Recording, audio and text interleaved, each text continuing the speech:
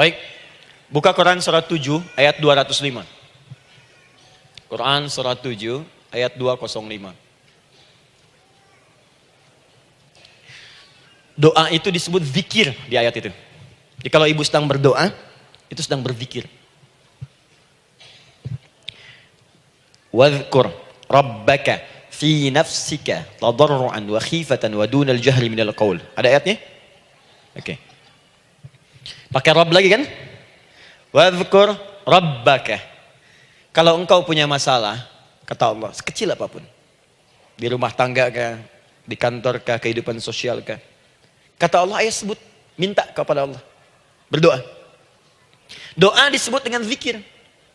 Zikir itu semua kegiatan yang membuat kita ingat Allah. Zikir. Baca Quran, zikir. Dalilnya Quran surah ke-15 ayat 9. Inna nahnu nazzalna dzikra. Kami turunkan Al-Quran sebagai zikir. Menghafal Quran, zikir. Quran surah 54 ayat 17, ayat 22, ayat 32, ayat 40. Walaqad yassarnal Qur'ana lidzikri. Kami akan mudahkan Al-Quran untuk diingat, dihafalkan. Zikir, sebagai zikir kepada Allah. Ibu selepas sholat, baca subhanallah, alhamdulillah, Allahu Akbar, zikir. Quran surah keempat, ayat 103. فَإِذَا قَضَيْتُمُ الصَّلَاةَ فَاذْكُرُوا اللَّهَ. Maka jika anda telah tuntas mengerjakan sholat, segera berzikir kepada Allah. Sholat sendiri, zikir. Quran surah ke-20, ayat ke-14. Innani anallahu la ilaha illa ana fa'budni wa aqimis salata li dzikri. Saya Allah, kata Allah. Tidak ada Tuhan selain saya. Sembah saya. Bagaimana menyembah Allah? Tunaikan sholat sebagai zikir kepada Allah. Zikir. Di zikir, semua amalan yang mendekatkan kita dengan Allah. Doa, itu satu dari bagian zikir. Tapi tahukah ibu fungsi zikir yang paling utama itu apa?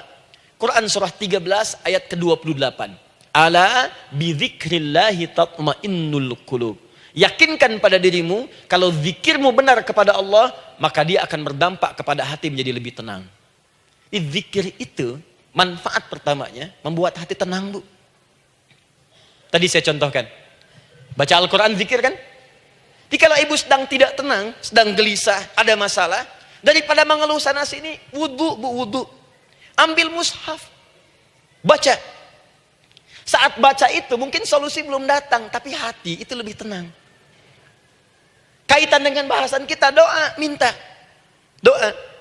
Jadi kalau orang punya masalah itu kalau berdoa, walaupun solusinya belum datang, walaupun kemudian jawabannya belum tiba, minimal hati ibu itu tenang. Ini dia. Kan surah 13 ayat 28. Rumus ini pakai.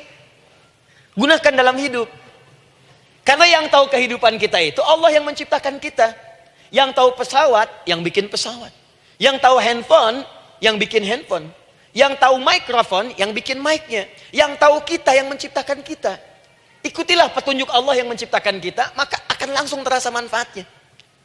Ibu tidak percaya, silahkan lakukan. Rasakan bedanya, bedakan rasanya, dan pasti akan terasa bedanya. Akan lain. Tuh. Doa.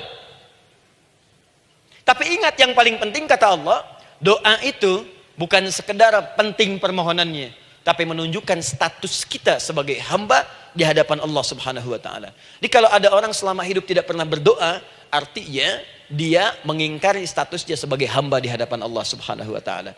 Mau menyejajarkan diri dengan Tuhan. Kan yang tidak pernah meminta itu Tuhan. Allah yang memberikan.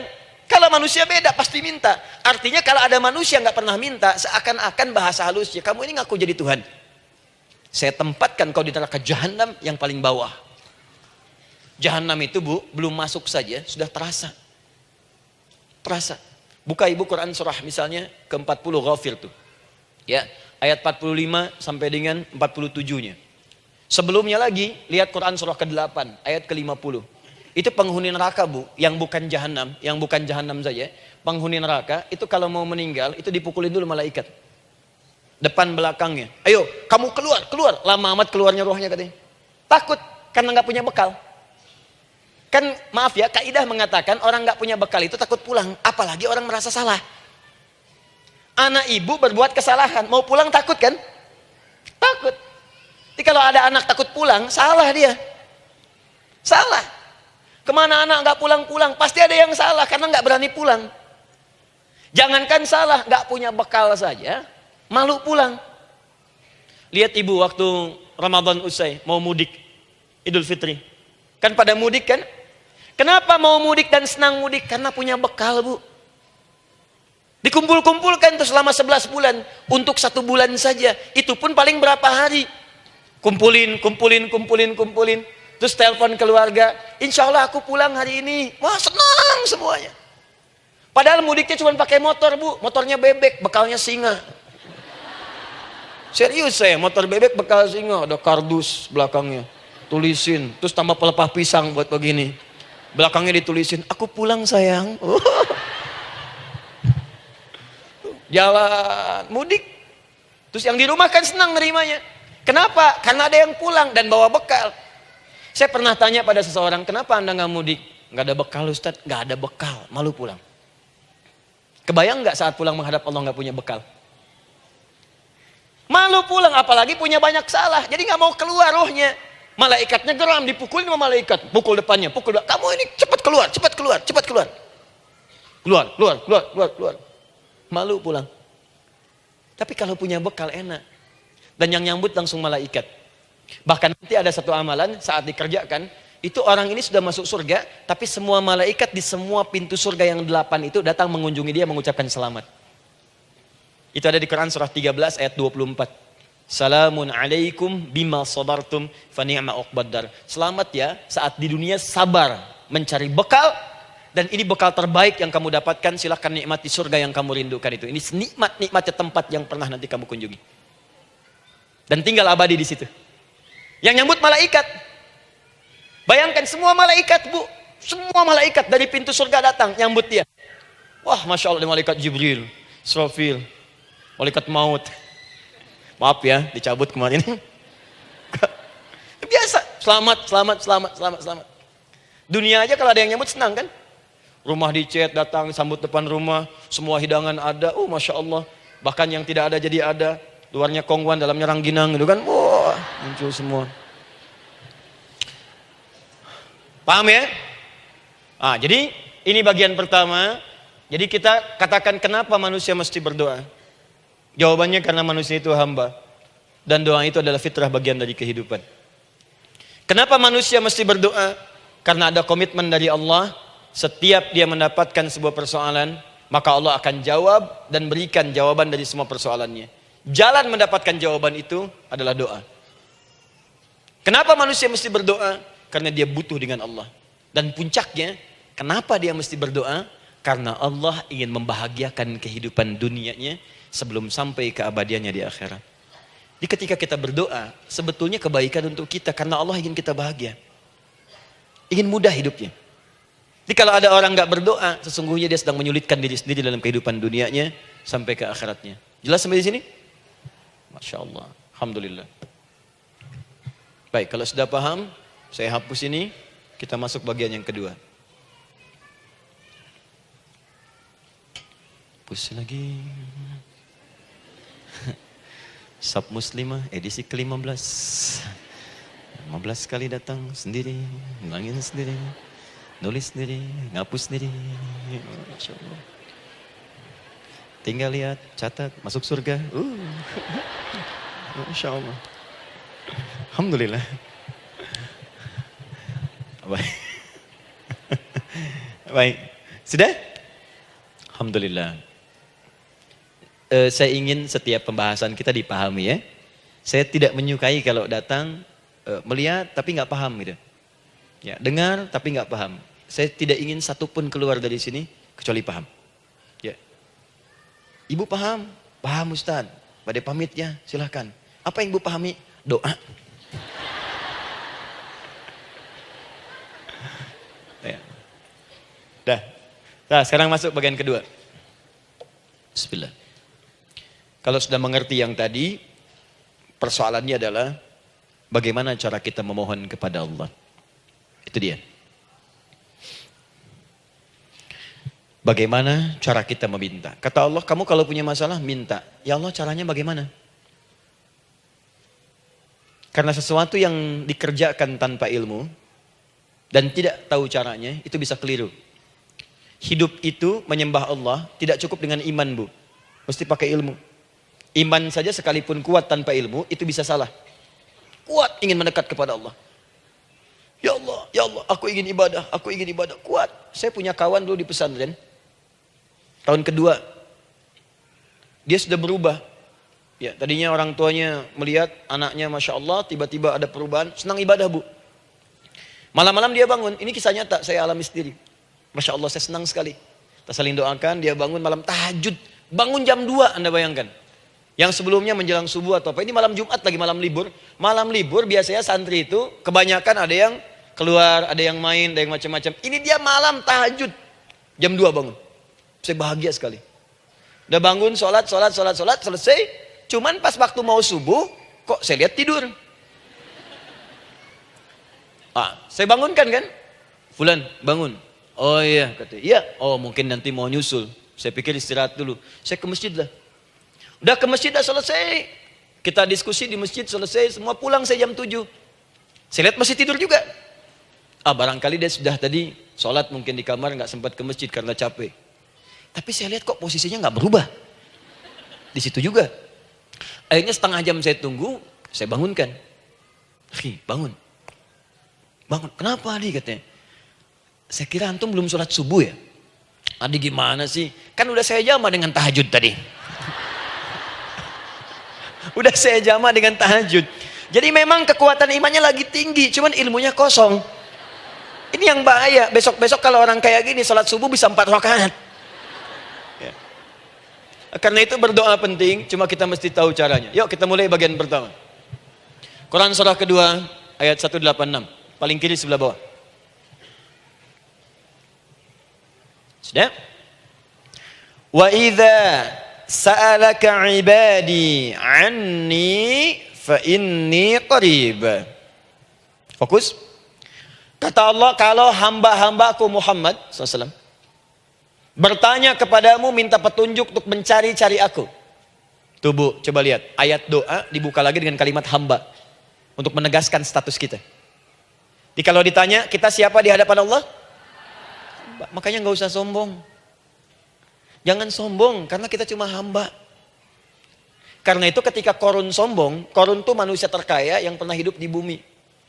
Hartanya Bu, ini saya kasih bocoran sedikit, kunci berangkasnya saja, kemana-mana itu suka dibawa, dipikul paling sedikitnya 8 bodyguard, cuman bawa kunci berangkas saja begini.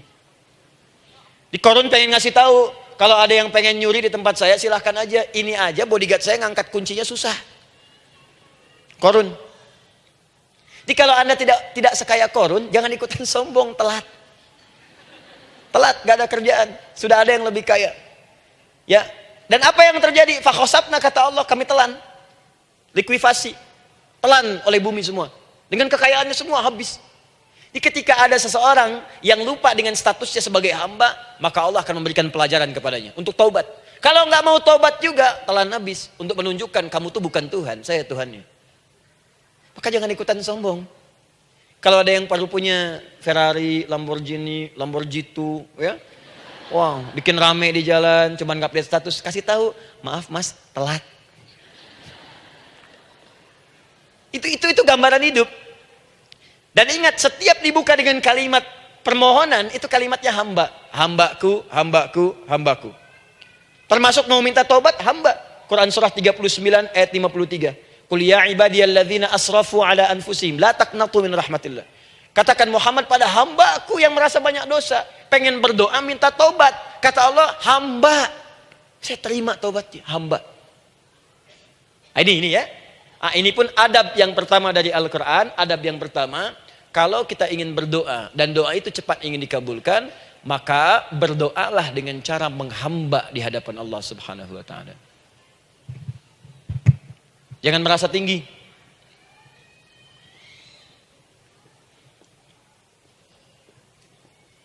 Saya turunkan caranya. Bagaimana cara menghamba itu dengan cara yang baik? Fokus. Wa idza sa'alaka 'ibadi 'anni, Muhammad SAW, jika ada hamba-hambaku bertanya padamu tentangku, ingin mencari-cari aku. Masya Allah, Ibu maaf ya, biasanya kan kalau orang mencari Allah, ingin mendekat kepada Allah, Entah itu datang ke masjid, bangun malam, biasanya motifnya cuma dua. Satu, ada kebutuhan, pengen berdoa. Terus dekat sama Allah. Besok mau arisan, malamnya tahajud. Anak mau ujian, baru puasa, kan? Suami ada proyek, nah, baru baca Quran, kan? Terus itu biasa itu. Biasa, jadi fitrah, Bu. Tumben jeng tahajud, fitrah. Itu biasa itu. Ya. Yang kedua, taubat dari maksiat. Taubat. Seorang taubat ke masjid, bangun malam, doa, itu biasa. Jadi kalau ada seperti itu tandanya kita hamba normal manusia. Fa inni qarib, kata Allah, katakan Muhammad SAW, katakan kepadanya, janganlah mencari, aku dekat. Dekat, jangan mencari, aku dekat. Jadi Bu, ketika kita butuh Allah, langsung dijawab oleh Allah. Kamu mau apa? Aku dekat. Itu secara psikologi memberikan ketenangan yang paling dalam. Saya belum datang di sini sampai jam 8, ibu tanya panitia, ustadznya mana sih? Ukti, ustadznya mana? Jawaban pertama misalnya, ini belum jelas nih ustadznya. Gak ada kabar. Yang kedua mengatakan, tenang saja, ustadz sudah dekat. Maka yang kedua itu lebih menenangkan kepada kita. Ketika ibu mencari, ya Allah, saya sedang ada masalah, langsung dijawab oleh Allah. Tenang, aku dekat denganmu. Mau minta apa? Itu Bu, jadi kalau ibu sedang punya persoalan, psikologi Al-Quran mengatakan, langsung merasakan Allah tuh bersama kita, dekat, menunggu kita mau minta apa. Ibu punya masalah dengan suami, ingin mengadu. Lu kata Allah, saya dekat, kamu kenapa? Ada masalah apa? Ayo minta, ayo cerita. Mohon. Ibu punya masalah dengan anak. Ibu punya masalah dengan tetangga, di pekerjaan, kehidupan sosial. Kata Allah, saya dekat. Nah, perasaan itu hadirkan dalam jiwa kita. Ini sekarang jarang didapatkan. Jadi kalau ada masalah itu, hal pertama yang dilakukan itu belum ingat Allah itu masalahnya. Di kebanyakan manusia itu kalau punya masalah, selalu ingin yang pertama itu solusinya. Bukan Allahnya. Kan pemilik solusinya Allah. Jadi kalau kita ingat pada yang memiliki, maka apapun yang kita minta akan diberikan. Bahkan ada orang yang saking ingatnya dengan Allah, sebelum minta sudah dikabulkan. Itu yang dahsyat. Nah, sekarang setelah kita paham tentang kedekatan ini, kemudian kita praktekkan. Jadi Bu, ya maaf ya, ketika ibu punya masalah apapun, yang pertama diingat Allah. Allah, Engkau telah berjanji, Engkau pasti akan tepati. Ya Allah, sekarang aku ada persoalan. Nah, sekarang teruskan ayatnya. Ujibu da'watad da'i idza da'an. Ujiba.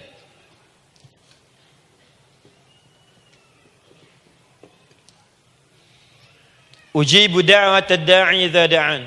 Aku pasti akan menjawab, mengabulkan setiap doa hambaku jika dia bermohon kepadaku. Saya ingin ajarkan sedikit di gramatikal bahasa Arab. Ujib itu disebut dengan fi'il mudhari namanya. Saya kasih rumus cepat Bu ya. Insya Allah kalau ibu fokus dengan rumus ini, ibu nanti bisa memahami Al-Quran dengan baik. Saya kasih satu kalimat. Hafalkan baik-baik. Ini gampang kok. Anita. Ya, Anita. Sudah? Anita. Baik. Hamzah, nun, ya, ta. Satukan Anita. Kalau di dalam kalimat ibu baca Al-Quran, di depannya ada huruf hamzah ini, atau nun, atau ya, atau ta, maka itu rumus mudhari namanya. Gak usah dihafalkan mudharinya. Ya, nggak usah dihafalkan sampai bikin misalnya satu ungkapan Anita istrinya Pak Mudhari, nggak usah, nggak ada kerjaan. Ya, nggak usah dihafal. Saya hanya ingin tunjukkan pemahaman. Kalau ada bentuk seperti ini punya 3 makna. Kalau dalam bahasa Inggris itu disebut present, ya, continuous, dan future. Present, continuous, and future. Sekarang, terus, sampai kapanpun. Sekarang, terus berlangsung, continuous, and future, sampai kapanpun di masa depan. Ini bentuknya disingkat dengan rumus ini, Anita. Di dalam konteks pengabulan doa, kata Allah, ketika saya akan kabulkan, kalau kamu punya masalah, kamu berdoa, saya akan kabulkan. Nah, kalimat Allah saya akan kabulkan ini bentuknya menggunakan mudhari. Ada hamzah di depannya. Ujib. Artinya apa? Kalau ibu sekarang berdoa, saya akan kabulkan kata Allah. Terus kamu berdoa, saya akan jawab. Nanti pun punya masalah di masa depan, kamu berdoa, saya jawab juga. Jadi artinya tidak ada doa yang sia-sia. Semua doa, ingat, sepanjang kita butuhkan, pasti Allah berikan. Doa itu sepanjang kita butuhkan, pasti akan dijawab.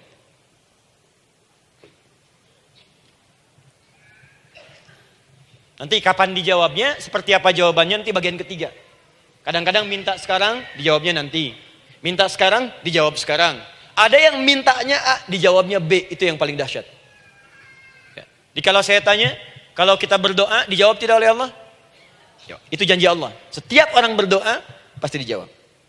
Nah, hanya persoalannya, seperti apa doa yang cepat dijawab itu? Apakah semua doa langsung dijawab seketika? Akankah mendapat jaminan langsung dijawab? Ternyata kalimat dijawab ini diikat dengan syarat ketentuan berlaku. Apa di antara syarat dan ketentuannya ini? Teruskan ayatnya. Falyastajibuli. Syarat pertama. Kalau doamu ingin cepat aku jawab, falyastajibuli. Maka engkau pun harus cepat merespon setiap seruanku. Jawab seruanku dengan cepat. Doa ingin dijawab oleh Allah, maka kata Allah, kamu pun harus menjawab setiap seruanku. Jawab seruan Allah.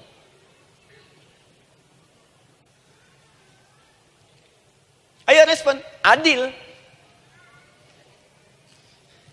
Maunya dapat gaji aja, kerja nggak mau. Ya? Apa ibu pikir duduk manis, santai di ruangan tengah? Tiap bulan suami datang berikan uang belanja? Belum tentu. Kalau sikap tidak bagus, ya interaksi tidak mulia, maka belum tentu itu didapatkan. Maka syarat pertama kata Allah, kalau doamu ingin cepat aku jawab, maka setiap aku seru, cepatlah engkau kemudian kerjakan dan jawab itu. Jadi ternyata seruan Allah itu terkait berkelindan dengan pengabulan doa. Jadi ketika ibu diseru oleh Allah, diminta diperintahkan sesuatu oleh Allah, sebetulnya itu kunci untuk mendapatkan jawaban doa kita, Bu. Dipanggil kita, ayo cepat datang ke sini, mau minta apa? Minta, saya kasih. Apa di antara kunci doa itu, Ustaz? Yuk kita lihat. Adalah jawaban dari seruan Allah. Apa di antara seruan Allah itu? Saya beri contoh satu misalnya. Allah perintahkan kita untuk sholat. Bahkan diseru, diingatkan 5 kali dalam sehari. Salat. Bukankah kita diseru, Bu, dipanggil 5 kali sehari untuk salat? Allahu Akbar, Allahu Akbar. Ya? Diingatkan kan? Ayo ingat Allah, ingat Allah, ingat Allah, ingat Allah. Allah Maha Agung, Maha Besar semuanya dan seterusnya. Perhatikan baik-baik. Apa tujuan Allah menyeru kita dalam salat? Ternyata bukan ingin memberikan beban ruku dan sujud. Bukan sujudnya yang penting. Karena semua makhluk tidak sujud pun tidak akan menurunkan status Allah sebagai Tuhan. Allah tetap Allah, gak ada ruginya. Yang rugi kita, ternyata ketika disuruh sujud, disuruh ruku itu, ternyata yang ditunggu itu bukan ruku sujudnya. Allah nunggu, punya masalah apa? Mau minta apa?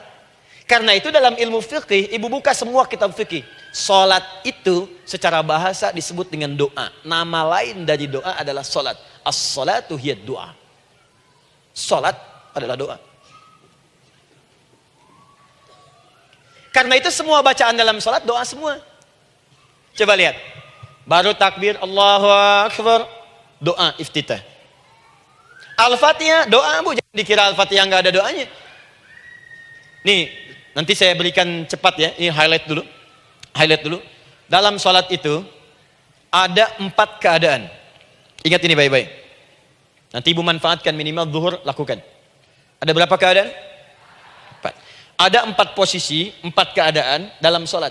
Yang kalau ibu berdoa benar, meminta di situ dengan benar, itu seketika akan dikabulkan. Seketika.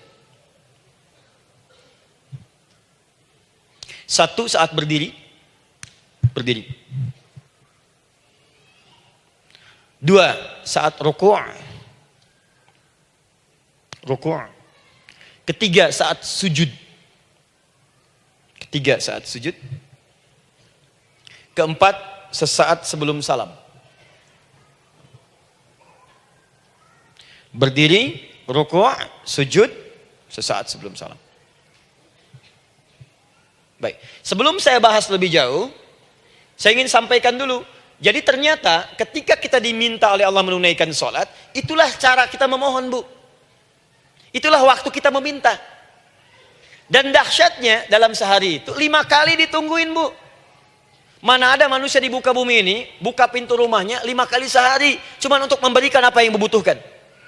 Sesoleh-solehnya Ustadz, gak ada yang mengatakan, ayo 5 kali sehari datang aja ke rumah saya. Kalau butuh apa-apa ambil. Butuh kulkas, ambil kulkasnya. Butuh TV, ambil. Gak ada begitu. Allah itu maha baiknya, 5 kali sehari dipanggil. Dari subuh sampai zuhur. Kita bangun tidur aja, punya masalah gak? Ayo minta, disuruh sholat 2 rakaat. Dan sholatnya gak usah banyak-banyak, 2 rakaat aja dulu supaya gak ada beban. Itu pun kadang-kadang masih lupa berapa rakaat kita sholat. Ayo sujud, disuruh minta, punya masalah enggak? Terus dari subuh sampai ke siang, dipanggil lagi. Punya masalah lagi enggak? Disuruh zuhur 4 rakaat. Karena waktunya cukup panjang, suruh 4. Ayo minta. Ada masalah apa? Minta sujud kita. Minta mohon. Dari zuhur ke asar, ditanya lagi, ada masalah enggak? Panggil lagi. Ke maghrib sampai ke isya sebelum tidur. Supaya tidurmu enak, masalah enggak ada, tenang, nikmat, nyaman istirahatnya. Ada masalah enggak? Disuruh sholat lagi. Jadi kalau orang paham sholat itu kunci kebahagiaan, dia akan senang menunaikan sholat. Makanya ketika ibu bertanya, kenapa saya sholat? Dijawab oleh muadzin, hayya 'alas shalah, ayo sholat. Kenapa sih sholat? Hayya 'alal falah. Yuk bahagia. Ayo tenang. Yuk dapatkan apa yang kamu inginkan. Falah. Jadi kalau orang paham sholat itu menyelesaikan persoalan, tentu orang akan berbondong-bondong semangat untuk menunaikan sholat. Cuman sayang segelintir orang itu menilai sholat sebagai beban. Jadi sebagai kewajiban beban saja, makanya sholatnya nggak nikmat. Korak tadi duhur, ayeuna asar deui. Tuh. Ya bagaimana doanya bisa dijawab? Anda datang pada orang, tapi datangnya dengan marah-marah. Datangnya dengan mencelanya. Ya bagaimana dia bisa memberikan kebutuhan Anda? Anda datang pada Allah dengan niat yang tidak ikhlas. Setelah itu kemudian menggunjingkannya, bagaimana bisa dijawab? Tuntutan tinggi. Tapi datang tidak membawa prestasi, ya bagaimana bisa diberi? Catat tuh, bikin status. Paham ya? Nah ini bagian pertama. Jadi cara pertama, respon kata Allah, seruan Allah. Rumus pertama sholat. Nah sekarang saya ajarkan lagi. Ini belum selesai nih Bu, ini panjang bahasannya nih. Sampai jam berapa kita? 10 ya? Oh, banyak. Oh, mau sampai jam 5 silahkan, saya jam 10 selesai. Ya. Lihat sini. Oke, saya punya sekitar 1 jam kurang ke depan. Saya ingin terangkan sedetil-detilnya gitu ya. Dan saya hanya menyampaikan isi Al-Quran. Quran, hadis. Sekarang gini, Ustadz saya sekarang paham. Sholat berarti kunci untuk menyelesaikan masalah. Di sholat saya akan memohon. Sekarang Ustadz, bagaimana cara saya merespon sholat? Kan kata Allah, saya menyeru, respon gitu kan? Kita dipanggil sholat nih, Allahu Akbar, dipanggil. Bagaimana cara meresponnya? Sebelum minta. Awas, ibu ingin datang mengajukan proposal. Datang kepada wali kota, datang kepada gubernur, datang kepada presiden, datang kepada menteri sebelumnya. Bukankah ibu mempersiapkan diri? Penampilan ditata, proposal dibagus-bagusin, itu kan? Yang paling hebat itu kadang-kadang malam-malam latihan depan cermin. Bapak wali kota yang saya hormati. Lihat semuanya tuh. Dan yang paling luar biasa, maaf ya, janjian jam 7 dengan Pak Wali Kota, datang jam 6 ke Balai Kota. Sekarang ibu punya janji dengan Allah. Janji itu sudah diketahui sebelum pertemuannya. Kalau tidak percaya, 5 waktu ini ibu sudah hafal Bu. Ya, bahkan disuruh ngapalin oleh Allah. Buka Quran surah ke-4. Surah ibu, surah mama, An-Nisa. Ayat 103, Quran surah 4 ayat 103. فَإِذَا قَضَيْتُمُ الصَّلَاةَ فَاذْكُرُوا اللَّهَ قِيَامًا وَقُعُودًا وَعَلَى جُنُوبِكُمْ فَإِذَا اطْمَأْنَنْتُمْ فَأَقِيمُوا الصَّلَاةَ. Lihat ujung ayatnya. Inna as-salata kanat 'alal mu'minina kitaban mawquta. Sungguh semua waktu salat itu telah ditetapkan waktunya bagi orang beriman. Itu terjemahan biasa. Kalau terjemahkan pakai ilmu balaghah, sungguh orang beriman itu hafal waktu-waktu salat. Tahu waktunya. Apalagi kalau di waktu itu ibu punya kepentingan, pasti hafal. Kalau ibu benar memprioritaskan sholat dan menilai sholat sebagai solusi hidup, menilai sholat sebagai kebutuhan, ibu pasti akan hafalkan itu, Bu. Nih ya, ibu dapat bagian arisan nih, bulan ini misalnya. Dan memang bagian jatah ibu, demi Allah saya katakan, sebulan sebelumnya ibu sudah hafal tanggalnya kapan. Bahkan di kalender tuh diwarnain. Papa, bagian mama nanti bulan ini. Tuh. Dicatat semua, di tempat siapa, jam berapa, datang dengan penuh keceriaan dan kebanggaan. Luar biasa. Hanya untuk urusan dunia, yang itu habis gitu. Jika dia tidak meninggalkan ibu, ibu yang meninggalkan dia duluan. Sekarang 5 kali sehari, semua diberikan. Bahkan lebih daripada dunia dan seisinya. Harusnya sih wajarnya dihafalkan waktunya, dan ibu hafal. Ayo, subuh jam berapa sekarang? Lihat sini, bukan ke atas. Ditutup tuh. Tuh, sana tuh. Subuh jam berapa? Ayo ngelihat ke sana, 4:43. Zuhur jam berapa? Tuh. Asar, maghrib, isya. Itu kan kunci ibadah. Dan kunci ijabah, kunci ibadah, kunci ijabah. Di situ ada pengabulannya. Ini gimana mau minta, waktu permintaannya aja nggak hafal. Gimana mau bermohon, datangnya aja telat. Karena itu, bagaimana cara merespon seruan Allah? Diaturlah di Quran surah kedua ayat 152. Paling kanan sebelah bawah. Quran surah kedua ayat 152. Ibu masih ingat? Bukankah sholat disebut sebagai zikir? Masih ingat? Ya, di surah ke-20 ayat 14. Wa aqimis sholata lidzikri, tunaikan sholat sebagai zikir kepadaku. Sekarang lihat ya. Lihat ketentuan Allahnya. Kalau ibu dipanggil untuk sholat, dipanggil untuk zikir, cepat respon. Ibu cepat respon, Allah pun akan cepat merespon permintaan ibu. Lihat kalimatnya. Fadhkuruni adzkurkum. Fadhkuruni adzkurkum. Kalian mengingat saya, maka saya pun akan ingat dengan kalian. Kalian zikir kepada saya, ingat saya, kata Allah, maka saya pun akan ingat kalian. Di antara makna zikir, salat. Kalau ibu salat mengingat Allah dengan cepat, maka Allah pun akan cepat mengingat kita. Contoh.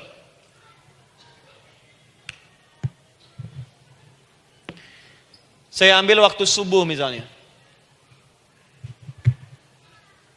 Di Bandung 4:33. 4:43. Oh, lihat kesan lagi terjadi perbedaan pendapat, ya.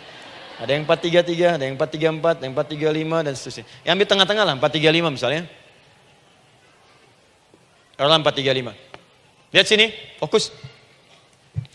Allahu Akbar, Allahu Akbar. 4:35.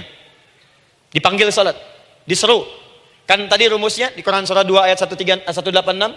Faliyastajibuli. Kalau diseru cepat jawab, gitu kan? Nah, terus diseru 4:35 adzan. Allahu Akbar, Allahu Akbar. Begitu diseru, ibu langsung datang. Ya Allah, sudah adzan, seruan nih, saya siap-siap. Saya ingin minta sesuatu. Nah, orang yang datang saat dia diseru Allah, dia pun datang kemudian untuk menyerunya, maka Allah pun akan menjawab apa yang ia mohonkan saat ia bermohon kepadanya. Perhatikan, dipanggil oleh Allah lewat suara muadzin, Allahu Akbar, dia merespon cepat, siap sholat. Maka dia pun ketika memanggil Allah, seketika Allah pun akan jawab padanya. Sesuai dengan kadar responnya. Dipanggil saat itu, dia menjawab. Maka Allah pun akan ingat kepadanya hanya saat dia memanggil saja. Di saat panggil, diingat. Panggil, diingat. Jelas? Ini yang hebat. Dipanggil 4:35. Allahu Akbar, Allahu Akbar. Dia sudah ingat dari sejak jam 3 lewat 45. Dia bangun jam 3. Misal. Padahal belum dipanggil. Datang. Bahkan Masya Allah, melakukan warming up dulu. Tahajud. Istighfar. Baca Al-Quran sebelum dipanggil. Masya Allah Bu. Ibu mau datang misalnya ke istana. Janjian jam 7, datang jam 6. Di situ ibu kerjakan yang baik-baik dulu. Wah, lihat. Terus kelihatan CCTV kan. Wah, ini orang bagus banget nih. Mulia, bagus. Sampah diambilin, disapu. Kelihatan. Itu ibu belum datang pun udah dipanggil duluan. Ada orang yang belum dipanggil sudah datang menghadap Allah. Tahajud dia, zikir dulu, istighfar dulu. Ini orang, maaf ya, walaupun dia belum memanggil Allah, Allah sudah menyelesaikan semua persoalannya. Di orang-orang yang selalu ingat kepada Allah, walaupun Allah dalam waktu tidak memanggilnya, maka Allah akan mengingatnya sekalipun orang ini belum bermohon kepadanya. Maka ibu nanti akan temukan orang-orang yang langsung diselesaikan persoalannya oleh Allah bahkan sebelum dia bermohon kepadanya. Ada orang yang seakan gak punya masalah, Bu. Bukan gak punya masalah, sebab setiap dia punya masalah, masalahnya diringankan oleh Allah. Dia seakan-akan gak ada beban. Ini indah hidupnya. Enak. Butuh sesuatu, sebelum nyari, datang. Ada persoalan, senyum dikit, selesai. Orang macet mengeluh, bikin status, dia macet malah senang. Dan hatinya dilapangkan oleh Allah. Bayangkan ada janji rapat jam 9, setengah 9 masih macet. Diprediksi di Google, akan sampai 2 jam lagi. Yang lain mengeluh, telepon sana, telepon sini, ini. Dia nggak aja, lapang aja. Alhamdulillah ya Allah, kasih macet. Murotal, saya mau dengerin surah Al-Baqarah. Buka, hafalin. Partnernya nelpon. Sampai di mana, akhi? Ini sampai di surah Al-Baqarah ayat 186. Tidak ada yang sia-sia dari Allah. Sabar ya di sana. Ya, atau kita bisa koneksikan dari sini, apa yang bisa saya selesaikan sekarang di sini, sehingga sampai sana kita tinggal kesimpulan saja. Tenang hatinya. Gak ada gerasak, gerusuk, gelisah gini, telepon sana sini, klaksonin. Dasar lampu merah, lama, birunya sebentar. Padahal biru nggak ada, yang ada hijau kan. Jadi kalau sudah begitu enak, Bu. Yang perempuan ada di Quran Maryam. Maryam kan perempuan. Dan Maryam itu bukan nabi, bukan rasul. Ingin memberikan pesan kepada ibu, perempuan dimanapun. Tidak harus jadi nabi supaya doa cepat dikabulkan. Tidak harus menjadi rasul. Ini Maryam bukan nabi, bukan rasul. Tapi dia ini luar biasa. Sebelum dipanggil udah datang. Zikirnya tak terlukiskan. Mohon kepada Allahnya luar biasa. Menjaga diri dari hal yang dilarang oleh Allah. Apa hasilnya? Sebelum diberikan bahkan oleh pamannya, sudah ada kebutuhannya. Quran surah ketiga ayat 37. Kullama dakhala 'alaiha Zakaria al-mihraba wajada 'indaha rizqa. Setiap pamannya mau memberikan kebutuhan Maryam, sudah ada di dalamnya, Bu. Sudah ada. Itu luar biasa. Mau makan, makanan ada. Mau anggur, anggur ada. Ya. Wah, itu luar biasa, Bu. Jadi bermohon bahkan sebelum waktunya. Sentuhlah ia tepat di hatimu, maka ia akan jadi milikmu untuk selamanya. Wah, itu doa tuh. Aduh, mana-mana. Paham? Tuh. Jadi kalau yang standar-standar saja itu biasa. Maka datang sebelum waktunya. Datang. Atau datang pas dipanggil, standar. Di kalau 4-3-5 adzan, Allahu Akbar, Allahu Akbar. Ibu bangun, siap sholat. Itu standar. Yang dulu bahagia. Naikin lagi levelnya. Yang celaka itu ya ini nih. Dipanggil 4-3-5. Baru bangun 5-3-4.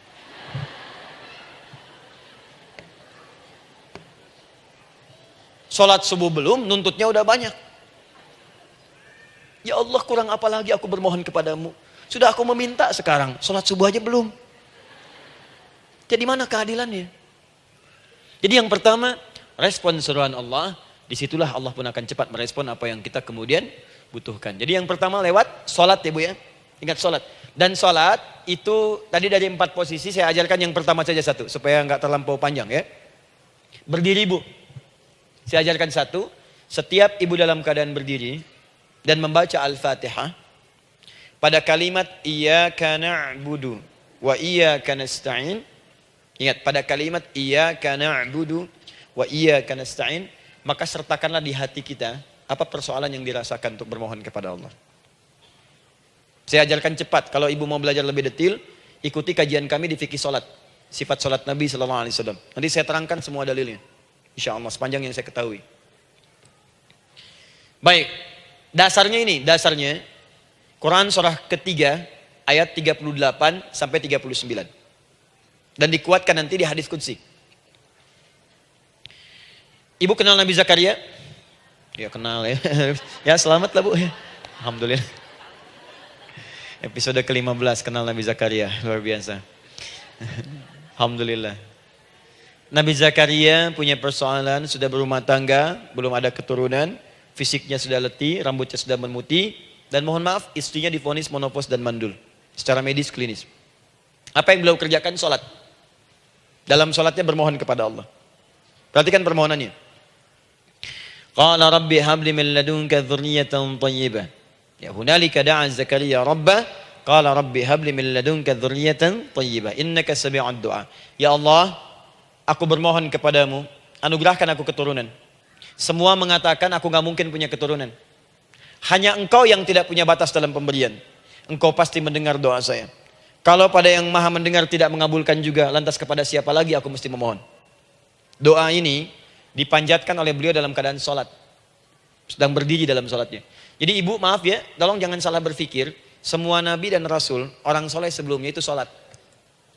Cuma kita lebih sempurna gerakan dan jumlahnya. Sempurna. Orang dulu sholat. Nabi Musa sholat. Quran surah 20 ayat 14. Nabi Isa sholat. Quran surah 19 ayat 31 sampai 33. Nabi Ismail sholat. Quran surah 19 ayat ke-55. Semua sholat. Sholat. Nabi Zakaria saat punya masalah, sholat. Dalam berdirinya minta dalam sholatnya. Dari mana Ustadz taunya beliau minta dalam berdiri dalam sholat? Ayat 39-nya baca. Quran surah ketiga ayat 39. Fanadatul malaika, maka doanya itu dijawab oleh Allah. Datang malaikat menyampaikan jawaban. Wa huwa qaimun yusalli fil mihrab. Sedangkan beliau masih berdiri dalam sholatnya di mihrab. Masih berdiri dalam sholat. Sholat. Di dalam sholat itu minta. Makanya semua bacaan sholat itu permintaan isinya. Dan dikabulkan oleh Allah. Anallaha yubashshiruka bi Yahya. Allah kasih kabar gembira, engkau akan punya anak, langsung namanya dari Allah Yahya. Artinya hidup yang mustahil menurut manusia. Lahir dari rahim seorang perempuan yang divonis menopause dan mandul menurut medis. Kata Allah tidak ada yang mustahil bagiku. Lahir dan hidup dia, Yahya. Kapan terjadinya? Sedang sholat. Kapan saat sholatnya? Berdiri.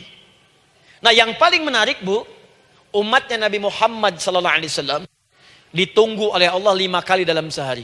Dan dimintakan sebelum sholat untuk menyiapkan permohonannya. Maka turunlah Quran surah kedua ayat ke-45. Ibu lihat ayatnya. Wasta'inu bis-sabri was-salah. Bahkan ditegaskan lagi. Di Quran surah kedua ayat 153. Paling kanan sebelah bawah. Ya ayyuhalladzina amanu ista'inu bis-sabri was-salah. Yang pertama nggak pakai panggilan iman. Wasta'inu, kata Allah, hei, kalau kamu punya masalah, jangan mengeluh, jangan berkeluh kesah, jangan terlampau banyak gelisah, cepat siapkan dirimu untuk menunaikan sholat. Siapkan permohonanmu, minta kepada aku lewat sholat. Kalau belum yakin, disebutkan imannya. Ya ayyuhalladzina amanu, hei orang-orang yang masih merasa punya iman, katanya punya iman. Jadi kalau ibu nggak mau minta lewat sholat, dipertanyakan imannya. Kamu punya iman nggak? Kata Allah, yakin nggak dengan saya? Kalau punya masalah jangan mengeluh. Datang pada saya minta. Lewat sholat, saya panggil sholat minta. Kalau masih merasa punya iman. Tuh, iman kita tuh dipertaruhkan di situ. Nah sekarang, saya berikan rumus bahasanya. Allah memanggil kita dengan bentuk jama, perintah jama. Wasta'inu, wasta'inu. Itu bentuk perintah. Wasta'inu, bentuk perintah.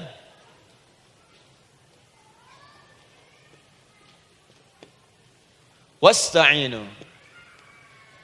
Dan jika kalian, perhatikan cara menerjemahkannya, dan jika kalian punya persoalan dalam hidup, punya kebutuhan, maka bergegaslah siapkan dirimu untuk minta kepadaku solusi. Wasta'inu, dan mintalah oleh kalian pertolongan, solusi.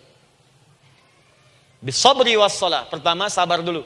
Sebelum sholat, sabar dulu dengan itu. Tahan dulu. Terima dulu. Jangan mengeluh, terima dulu. Nanti dalam sholat minta solusi. Itu maksudnya. Punya masalah sekarang jam 9 lewat. Sabar, tahan dulu. Koreksi diri, istighfar. Nanti zuhur minta. Atau duha sekarang sholat. Datang ke masjid, sholat duha minta. Tahiyatul masjid minta sekarang. Sabar. Ini sabar, terima dulu. Jangan mengeluh. Sabar. Ingat. Terima, sabar. Karena Allah mustahil memberikan ujian masalah kalau kita tidak sanggup menerimanya. La yukallifullahu nafsan illa. Saya sering katakan bu ya, maaf kalau kalimat ini mungkin kurang berkenan. Tapi kalimat ini nyata. Kalau ibu sekarang punya masalah seberat apapun, itu artinya hanya ibu yang sanggup untuk menerimanya. Saya tidak. Betul, karena itu persoalan itu dititipkan kepada ibu, bukan kepada seorang bernama Adi Hidayat. Ibu yang dipercaya. Ya, ibu dipercaya oleh Allah. Kenapa ibu tidak yakin dengan itu? Karena cuma ibu yang bisa mengatasi. Ibu yang mampu, saya tidak. Karena itu dititipkan pada ibu. Kaidahnya, la yukallifullahu nafsan illa wus'aha. Allah nggak akan berikan beban, ujian, masalah kalau dia nggak mampu. Artinya kalau saya nggak mampu, saya nggak dikasih. Ibu mampu, ibu diberi. Jangan mengeluh. Kenapa mesti saya ya Allah? Kamu mampu. Ya Allah, why me? Why not? Kamu yang bisa. Nah sekarang, wassalah setelah terima itu, tapi juga jangan terlampau kepedean. Memang cuma saya yang mampu ya, bikin status. Kemudian sholat, kita akan katakan, ya Allah, Engkau perintahkan saya untuk minta tolong. Sekarang saya akan minta kepadamu. Lalu kita katakan, maaf ya Allah, saya sekarang punya masalah, saya ingin bermohon kepadamu, saya ingin minta kepadamu ya Allah, saya mohon ya Allah. Maaf Bu ya, maaf ya, sebentar. Ibu kalau punya masalah sedikit atau banyak? Banyak. Yang punya masalah ibu saja atau anak juga punya masalah? Kadang-kadang, bukankah anak yang punya masalah ibu yang minta? Bukankah suami yang punya persoalan ibu yang bermohon? Kan? Karena itu, kalau kita ingin memohon kepada Allah dengan persoalan yang kompleks mewakili yang banyak, maka pertama kalimatnya diawali dengan huruf na. Berarti kami, kita, semua. Jelas ya? Nah, ibu ingin robah kalimatnya minta tolong. Kata Allah, minta kepadaku pertolongan. Wasta'inu. Ibu ingin robah menjadi bentuk permintaan. Rubah kalimatnya menjadi nasta'in. Nasta'in. Nasta'in.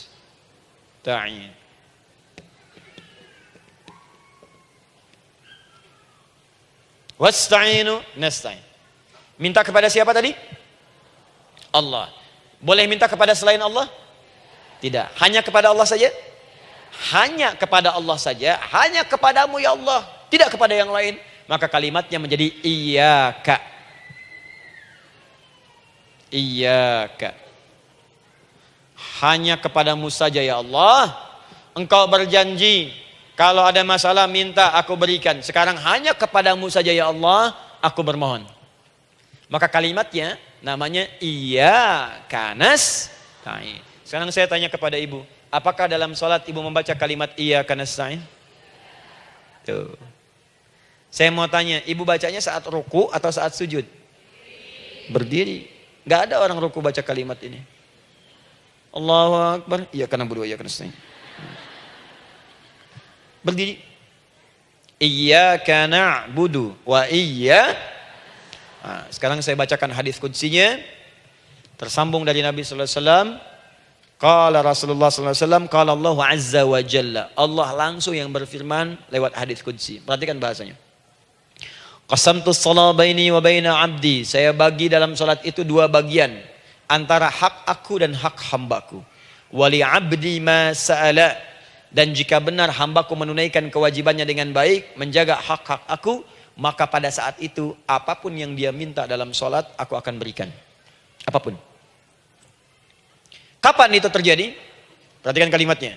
Idza qala al-'abdu, kalau hamba mulai membaca dalam sholatnya, Alhamdulillahi Rabbil Alamin. Alhamdulillah Rabbil Alamin. Qala Allah Azza wa Jalla, seketika Allah menjawab, Hamadani abdi, hambaku sedang memujiku.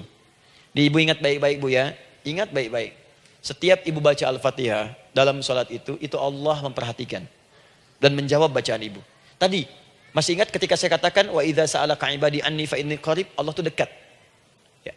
Wa idza qala al-'abdu ar-rahmanir rahim, kalau hamba melanjutkan ar-rahmanir rahim, qala Allah azza wa jalla, Allah langsung menjawab athna alayya 'abdi, hambaku sedang menyanjungku.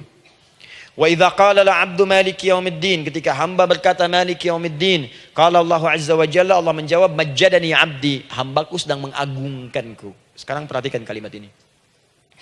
Wa idza qala al-'abdu, jika seorang hamba berkata iyyaka na'budu wa iyyaka nasta'in, ya Allah, sekarang hamba salat ibadah atas perintahmu. Dan hamba minta ya Allah, hamba punya masalah, hamba punya persoalan, dan kau janjikan minta dalam sholat.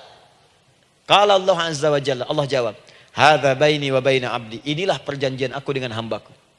Wali abdi, Kalau hambaku benar salatnya sampai bacaan ini, masalah apapun yang dia minta sekarang aku akan kabulkan. Dalam berdiri. Cuman sayang, kadang-kadang dalam keadaan ini banyak yang tidak minta. Maka caranya saya sampaikan yang pertama, kalau ibu sudah sampai ke bacaan ini, iyyaka na'budu wa iyyaka nasta'in, sertakanlah dalam hati ibu. Gak usah dilafadzkan. Sertakan ibu punya masalah apa. Atau secara umum minta solusi. Minta.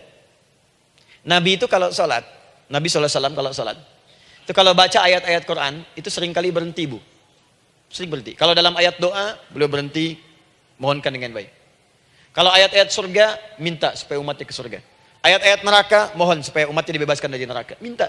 Kesaksiannya banyak. Hudzaifah al-Yamani pernah sholat di belakang Nabi, begitu.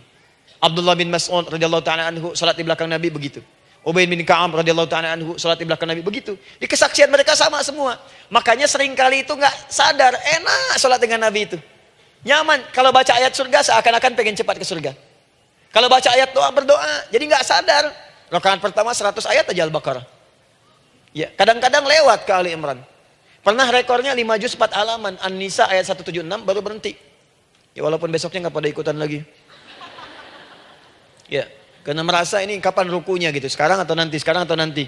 Tapi enak. Nah saya ajarkan satu hal, kalau kita sampai pada bacaan Al-Fatihah tadi, jeda sejenak bu, rasakan itu, minta. Minta. Setelah itu, Allah ajarkan satu lafaz, kalau lafaz ini benar dibacakan oleh ibu, benar dibacakan, maka seketika doa akan dijawab. Langsung dikabulkan. Apa bacaan itu? Nanti dalam pelajaran selanjutnya kita akan bahas ya, insya Allah. Masih ada waktu? Oh ya, kalau masih kita bahas ya. Masih. Ada sesi mau jawab pertanyaan dulu, diskusi dulu, atau saya teruskan sebentar? Teruskan ya. Baik, kalau kita sampai jam 10, saya jeda sampai ke 9.45. Jadi 15 menitnya kita bisa diskusi ya. Baik. Apa lafaz yang kita bisa mohonkan? Teruskan ayatnya. Ihdinas siratal mustaqim. Ihdinas siratal mustaqim. Ihdinas siratal mustaqim. Ini Bu, nanti Ibu lihat dalam kajian tafsir yang kami sampaikan, juga dalam kajian fikih salat saya bahas dengan detail. Di sini singkat saja, singkat padat. Ihdina itu, ya Allah berikan kami hidayah, berikan kami jalan, berikan kami petunjuk, tunjukkan kami jalan yang lurus. Kalimat ihdina asalnya dari kata hidayah. Hidayah, jamaknya hudan. Ihdina, berikan kami hidayah, berikan kami hudan. Kalau tunjukkan kami jalan yang lurus, itu terjemahan Bu. Terjemahan. Kalau ibu ingin makna tafsir per huruf, per kalimat, bahkan per harokat, itu semua ada maknanya. Karena semua kalimat Quran itu mukjizat. Ihdina dari kata hidayah, hudan, berikan kami hidayah. Hidayah dalam bahasa Arab itu banyak maknanya. Bisa solusi dari semua persoalan. Bisa jalan menuju kemudahan. Bisa kesuksesan. Bisa petunjuk, banyak. Kalau dikumpulkan namanya hudan. Hudan. Makanya Al-Quran disebut hudan. Karena di Quran ada semua.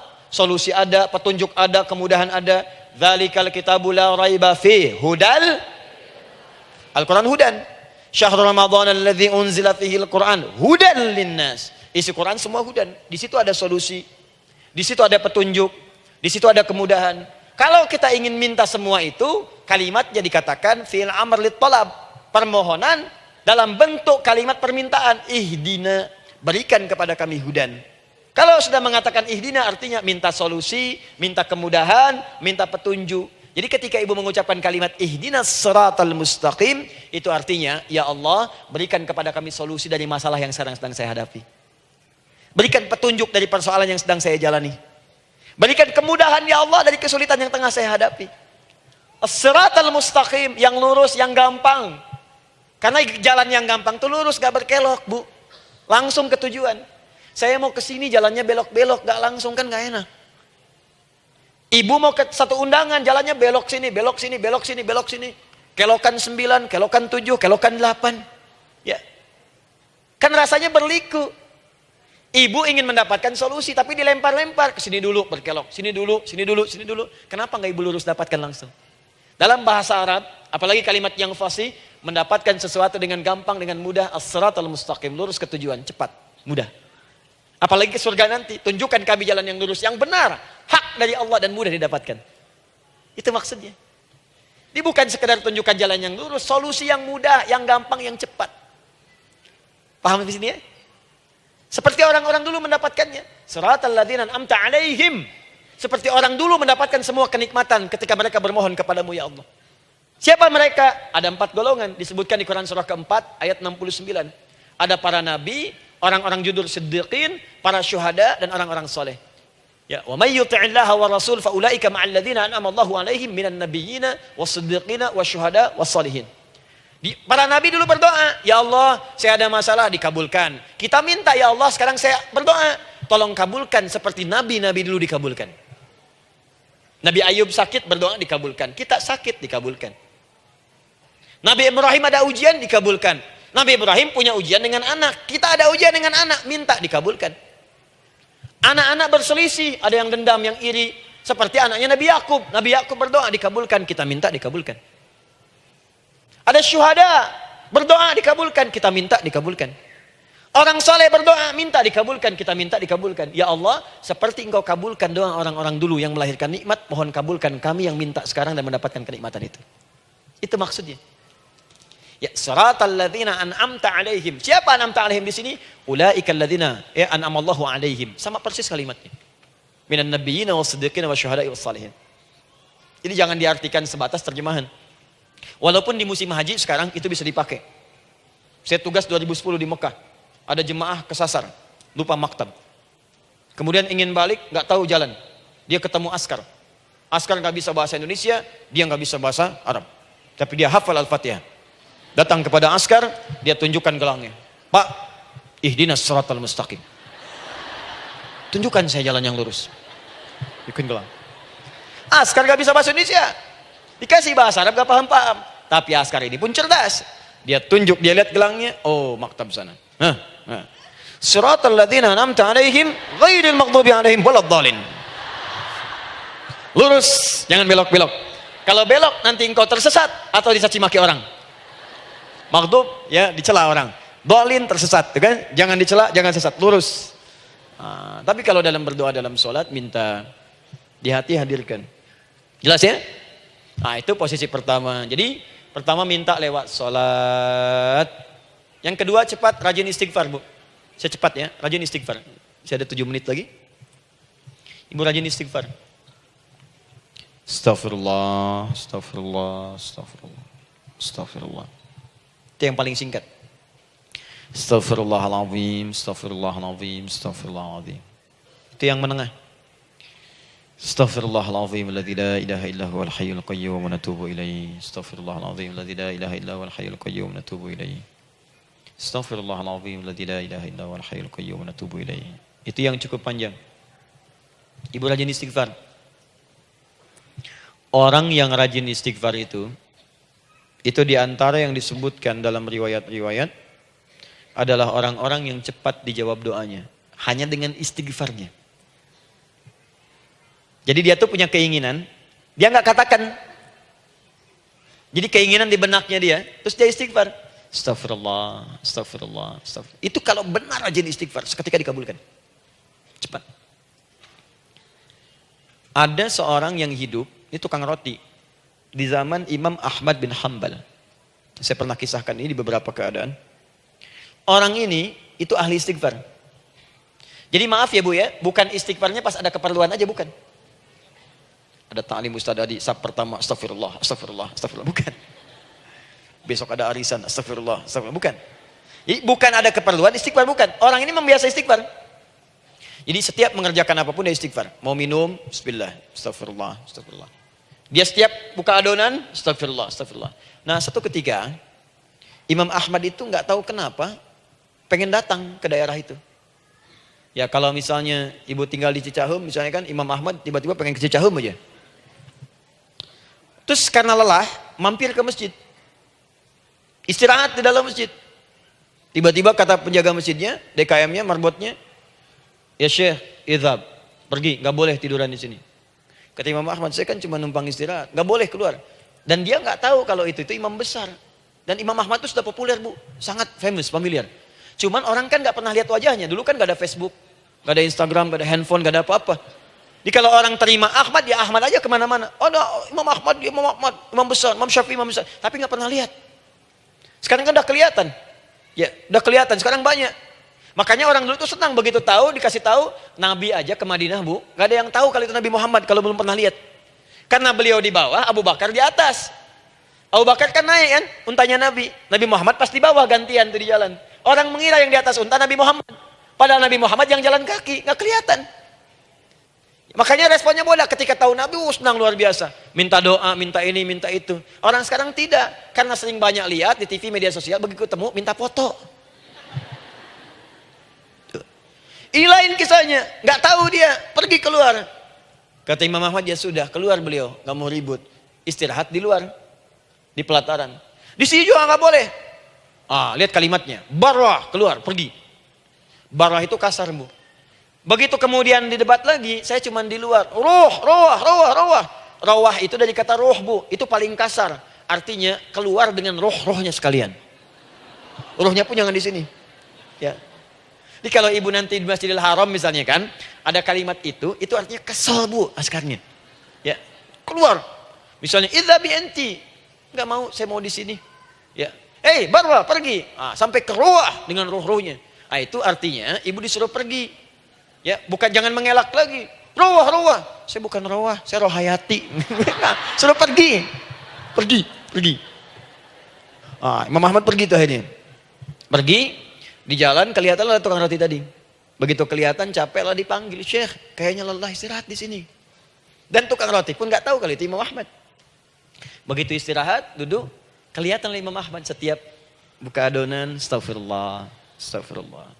Bikin lagi, astagfirullah. Imam Ahmad tahu faidah itu.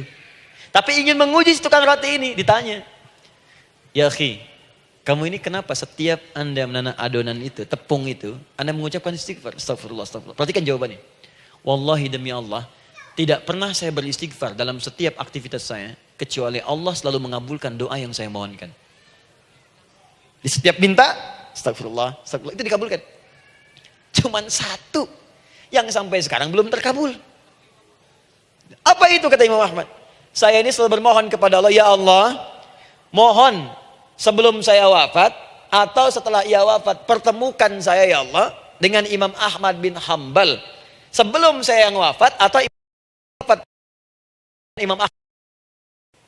Kata Imam Ahmad, astagfirullah. Allahu Akbar. Itu mungkin yang memperjalankan saya kemari. Tiba-tiba pengen ke sini, sampai diusir keluar dari rumah Allah dari masjid, sampai di sini karena istighfar Anda. Sayalah Imam Ahmad bin Hambal. Astagfirullah. Imam Ahmad ke situ datang. Tolong jangan lakukan pada saya. Salah di hidayat ya Allah. Astagfirullah. Saya jawab lagi dari sana. La haula wala quwata illa billah. Ini istighfar. Nah, kapan istighfar yang baik? Istighfar yang baik dilakukan setelah tahajud sebelum fajar. Saya ulang ya. Setelah tahajud sebelum fajar. Dalilnya Quran surah ke-51 ayat 18. Baca dari ayat 15 sampai 18-nya. Jadi ibu kalau mau seperti itu, rajin tahajud dulu, Bu. Tahajud. Setelah itu biasakan istighfar. Itu latihan dulu, itu baru latihan. Ingat ya, istighfar menjelang fajar di waktu sahar, itu baru latihan. Astagfirullah. Nanti kalau sudah banyak latihan, ibu akan refleks. Mau duduk masuk mobil, astagfirullah. Duduk mau makan, astagfirullah. Ya, kadang-kadang ibu mau ambil handphone, astagfirullah. Itu refleks di lisan kita keluar. Ahli istighfar itu nggak direncanakan keluar di lisannya. Astagfirullah. Kalau sudah seperti itu, berbahagialah. Karena apapun kadang ibu inginkan, sepanjang itu ibu butuhkan, seketika dikabulkan. Ya. Yang ketiga, yang terakhir. Sudah 9:45, boleh sedikit? Ya, yang terakhir ya, terakhir. Jangan khawatir, setelah ini selesai. Jangan khawatir. Yang ketiga, ini amalan yang paling dahsyat. Jadi yang pertama, minta, dikabulkan. Yang kedua, baru istighfar, dikabulkan. Yang ketiga, nggak ngapa-ngapain, dijawab. Artinya baru terbersit, ada keinginan, Jawab seketika. Amalan yang ketiga ini adalah amalan yang dikerjakan karena cinta kepada Allah Subhanahu wa taala. Mahabbatillah, kecintaan kepada Allah. Amalan yang dikerjakan karena cinta kepada Allah Subhanahu wa taala. Amalannya mencintai Allah. Beda, Bu. Salat dengan cinta dibandingkan dengan salat karena memenuhi kebutuhan atau kewajiban saja, itu akan lain. Ibu kalau benar-benar mencintai Allah, maka dalam salat pun persiapannya akan beda. Saya beri contoh gini ya. Dari pakaian akan lain kata Al-Quran. Quran surah 7 ayat 31. Ya bani Adam khudhu zinatakum inda kulli masjid. Hei anak cucu Adam, kalau ada panggilan dari masjid, kenakan pakaian terindahmu. Di orang-orang yang mencintai Allah saat akan sholat, dia akan perhatikan dari pakaiannya. Jauhkan dari yang haram. Terus cari yang paling baik yang dia kenakan. Gak akan sembarangan. Kalau ibu pakai mukena juga cari mukena yang paling indah. Bukan karena pengen dilihat orang. Karena ingin Allah menyaksikan sholat ibu dalam keadaan yang sempurna. Wudu itu hati-hati gitu. Quran surah ke-5 ayat ke-6. Ya ayyuhalladzina amanu idza qumtum ila shalah faghsilu wujuhakum wa aydiyakum ilal marafiq wamsahu bi ru'usikum wa arjulakum ilal ka'bain. Jika ada orang beriman mencintai Allah, mau salat dia mau wudu, wudunya enggak akan sembarangan, Bu. Cuman basuh. Ya, bagian kepala juga harusnya kepala, dia rambut, takut selesai. Sampai ke kaki cuma disodorkan di keran, beres. Itu sih anak kecil juga bisa. Orang ini lain. Dia akan pelan-pelan dilihat secara sempurna. Hati-hati, kerjakan karena Allah, karena ingin baik. Kalau orang sholat, hanya kebutuhan saja, maka yang penting dia takbir sampai salam selesai. Tapi ini tidak, dia akan pelajari bagaimana Nabi mengajarkan sholat yang benar. Bagaimana bacaan saya benar. Dia belajar ngaji supaya benar bacaan Fatihahnya. Dia belajar dengan baik supaya khusyuk di dalam sholatnya. Dia pahami satu-satu. Apa artinya Allahu Akbar, apa artinya Subhana Rabbiyal Azim, apa artinya Subhana Rabbiyal A'la, apa artinya Sami Allahu liman hamidah. Dipahami. Begitu dia sholat dan baru takbir sudah paham isinya. Jika ada orang seperti ini, dia mengerjakan apa yang Allah perintahkan karena cinta dengan Allah. Dia berzakat karena ingin mencintai Allah. Dia berinfak karena cinta dengan Allah, bukan karena uangnya. Pokoknya kalau orang cinta itu, Bu, setiap pecinta dia akan memberikan apapun pada yang dicintai. Walaupun tak diminta. Dan pecinta itu sifatnya, kalau yang dicintainya senang sesuatu, akan otomatis ikut senang. Ibu misalnya senang ya dengan pasangan sebelum menikah. Pasangan senang kucing, ibu akan terpaksa senang kucing. Ibu cinta dengan anak, semua akan diikuti apa yang diinginkan. Seperti itu, cinta itu butuh pembuktian. Karena itu sering saya katakan pada akhwat ya yang belum menikah, yang masih muda-muda belum menikah, cinta itu butuh pembuktian. Jadi jangan percaya kalau ada orang yang bicara di lisannya nggak ada buktinya. Aku akan seperti Dilan membawamu dalam motorku. Katakan padanya, aku tak butuh dengan rayuan kata-katamu. Itu hanya angin surga. Yang kubutuhkan, tuliskan namaku di buku nikah kita. Wah, catat. Itu caranya. Main ke Taman Dilan, cuman boncengan. Seakan dunia milik berdua, yang lain gak ada. Gombal. Udah ya? Jelas? Jadi, amalan yang ketiga ini kerjakan karena Allah. Saya mau contohkan satu. Ibu pernah dengar Imam Malik bin Anas? Pernah ya? Gurunya Al-Imam Asy-Syafi'i, Imam Malik bin Anas, lahir di kisaran tahun 94-95 Hijrah. Siap, Kang Dan. Baik, ini terakhir nih, saya tutup nih. Benar-benar terakhir, betul-betul. 10 menit lagi kalau ada nanti tanya jawab, sedikit. Imam Malik ini, Bu, itu Masya Allah. Saking cinta pada Allah dan Rasul, itu tidak pernah, jangankan sholat. Dalam beliau memberikan fatwa pun akan mencari pakaian yang paling bagus, paling indah. Dan beliau menjaga adab dalam menyampaikan kalimat Nabi pun itu luar biasa. Sampai satu kali pernah pakai jubah bagus, indah, ada lebah menyengat di kepalanya, sedang menyampaikan hadis. Saking hormatnya terhadap hadis Nabi, lebah itu dibiarkan menyengatnya. Nggak mau memutus kalimat Nabi, hadis Nabi hanya untuk mengusir lebah, dibiarkan sampai tersengat. Apa yang Allah berikan kepada beliau? Allahu Akbar. Satu kali singkat berdiskusi dengan muridnya Al-Imam Asy-Syafi'i. Kata Al-Imam Asy-Syafi'i, ya guru, setahu saya rizki itu dicari dulu baru dikasih. Imam Malik lebih tinggi ilmunya pada saat itu. Beliau tahu ada 8 jenis rizki. Ya Syafi'i, ada rizki yang tidak perlu dicari, Allah berikan. Wah, berdebat tuh sampai berpisah. Setelah itu secara singkat Imam Asy-Syafi'i lewat di kebun anggur sedang panen anggur besar. Tiba-tiba tergerak untuk membantu, datang ke situ bantu. Begitu selesai dikasih hadiah anggur banyak, besar-besar, indah, enak, gitu kan. Ketika diberi itu langsung senang beliau. Bukan karena anggurnya, karena merasa pendapatnya benar. Jadi begitu bekerja baru dapat. Dibawalah anggur ini diberikan pada gurunya. Perhatikan adabnya terhadap guru. Jadi kalau ibu adabnya bagus pada guru, keberkahan dapat, ilmunya pun menghunjam di jiwa.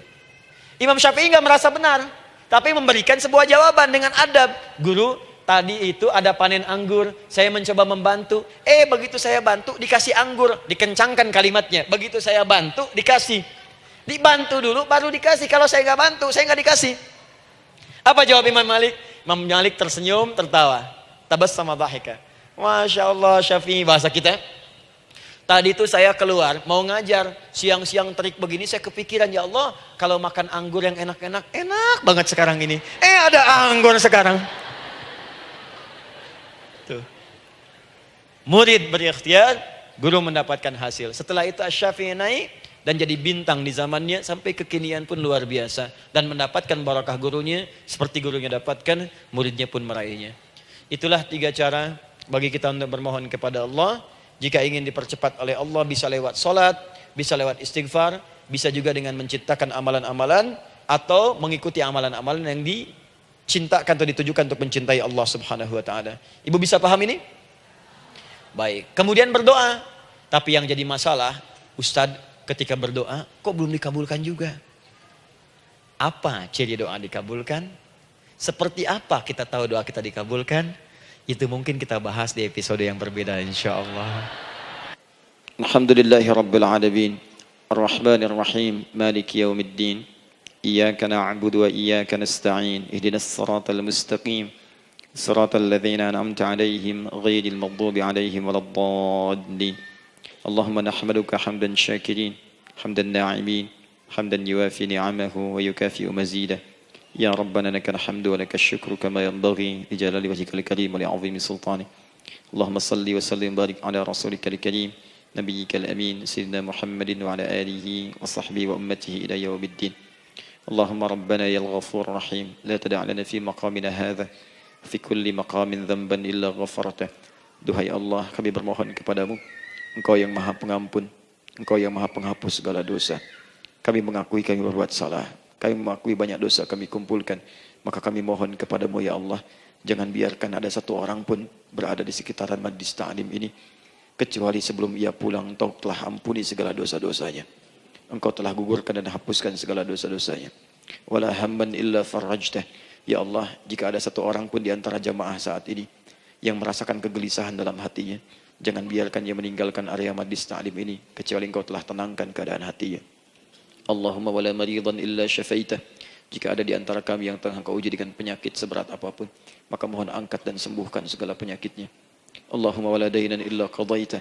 Ya Allah, jika ada di antara kami yang berat hidupnya karena lilitan utang piutang, terjebak riba dan sejenisnya, maka mohon ya Allah dengan keikhlasan amalannya, mohon angkat dan berikan rizki limpah terlimpah kepada yang untuk melunasi utang-utang dan terbebas dari lilitan riba dan semacamnya. Allahumma ya arhamar rahimin. Allahumma tubna ilaika min kullil ma'asi. Ya Allah, kami ingin memperbaiki diri kami. Kami bertobat dari segala maksiat yang pernah kami kerjakan. Allahumma asli ahwalana ma yuqarribuna ila ridhak. Ya Allah, kami bermohon kepadamu, mulai hari ini, mohon bimbing kami untuk memperbaiki diri, supaya kami bisa lebih dekat denganmu ya Allah. Allahumma asli azwajana. Ya Allah, kami mohon sayangi dan perbaiki ya Allah akhlak suami-suami kami. Ya Allah, mohon bimbing suami-suami kami jadi suami yang baik, membimbing keluarga menjadi keluarga yang saleh. Allahumma ya Allah, Allahumma arsyad wa aslih ya Allah azwajana, zawjatina. Ya Allah, demikian dengan istri-istri kami ya Allah. Jadikan mereka perempuan-perempuan yang salihah, bimbing menjadi ibu-ibu yang baik. Allahumma abnana, auladana, dzurriyyatina. Allahumma aslih lahum li arhamar rahimin yakunu salihin, liyakunu su'ada fid dunya wal akhirah. Ya Allah, anak-anak kami, cucu-cucu kami khawatir berpisah dengan mereka di akhirat nanti. Kami mohon ya Allah, jika memang ada maksiat yang mereka kerjakan karena dosa-dosa kami mohon ampun ya Allah. Perbaiki anak-anak kami, bimbing cucu-cucu kami ya Allah. Jadikan mereka anak-anak saleh, anak-anak yang bisa memberikan mahkota kepada kami di akhirat ya Arhamar Rahimin. Kami malu dengan anak orang lain yang telah hafal Al-Quran. Kami malu dengan anak orang lain yang telah mampu tahajud. Kami malu dengan anak orang lain yang telah bisa membaca Al-Quran dengan baik. Sedangkan anak kami masih sibuk dengan dunia, ya Allah. Kami takut bila wafat tidak bisa memberikan petunjuk kepada mereka dengan izin-Mu. Allahumma ya arhamar rahimin. Allahumma idza kana hunalika baqiyati ayyamina faj'al baqiyata ayyamina ya Allah hayatan thayyibah. Duhai Allah, kami bermohon kepadamu, jika memang terbentang masa kehidupan bagi kami sampai dengan hari esok, maka mohon jadikan sisa-sisa hidup kami lebih baik daripada hari-hari yang sebelumnya.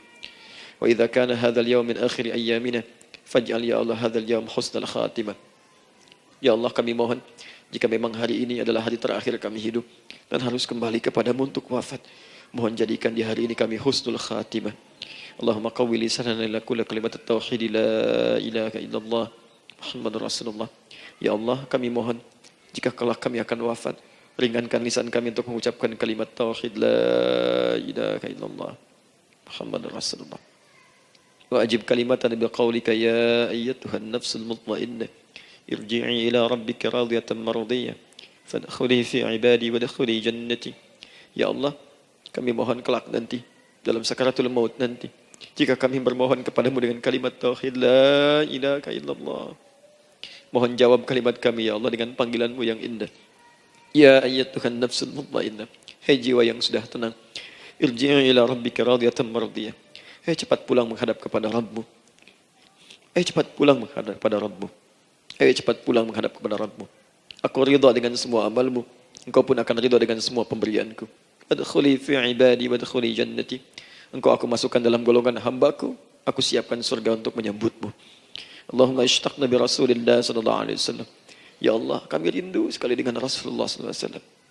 Lam na'ish ma'ahu fil hayat wa lam narahu fil manam. Kami belum pernah hidup bersama beliau di dunia, tidak mampu menatapnya di alam mimpi. Maka mohon ya Allah, jangan biarkan kami berpisah dengan Rasulullah di akhirat nanti ya Rabbal Alamin. Jumpakan kami dengan Rasulullah di Taman Firdausmu yang paling indah. Allahumma ya arhamar rahimin. Allahumma rizqna yusra ya Allah. Likulil hujjaj. Ya Allah, anugerahkan kemudahan, kelapangan kepada para jemaah haji yang berhaji tahun ini ya arhamar rahimin.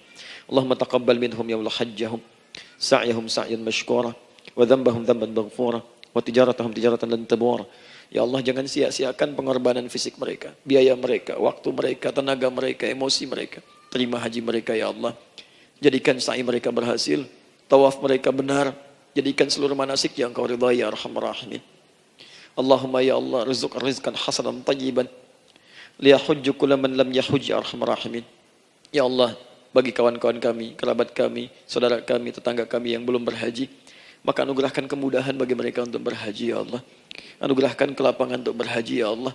Sekalipun memang tidak terbuka kesempatan itu, maka mohon anugerahkan sifat mabrur kepada kami, sekalipun tidak mendapati ibadahnya. Allahumma ya arhamar rahimin.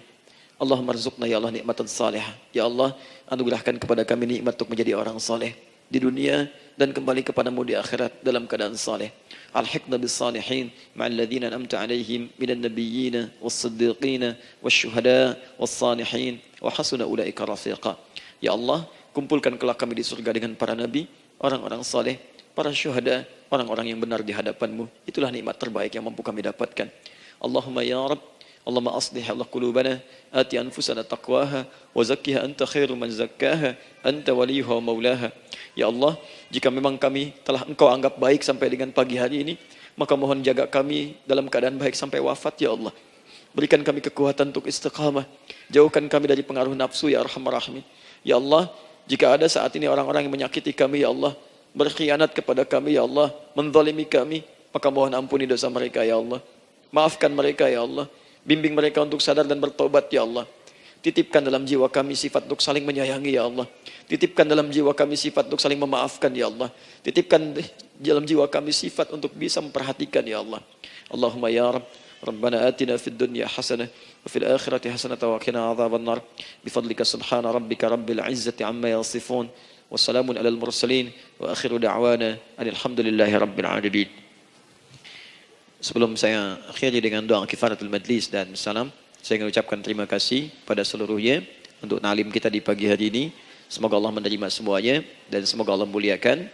Dan terkhusus juga untuk Kang Daan, terima kasih untuk kali ini dan semoga istiqamah dalam kebaikan dan Masya Allah Amin, amin. Beliau menginspirasi dan saya ingin menjadikan juga beliau sahabat dalam kehidupan untuk seluruhnya. Amin. Dan sahabat terbaik selalu memberikan yang terbaik untuk sahabatnya. Karena itu di pagi hari ini saya ingin sampaikan kepada Bapak Ibu sekalian, Bapak mungkin yang hadir, Ibu yang hadir, saya ingin berikan pada sahabat saya satu anugerah yang mungkin Allah titipkan. Saya akan ajak Kang Daan untuk menunaikan ibadah umrah dengan saya di bulan September insya Allah. Saat kami akan berangkat pada tanggal 9 September tahun 2019. Saya kira itu dan semoga bermanfaat insya Allah. Baik. Semoga Allah muliakan untuk semuanya. Terima kasih.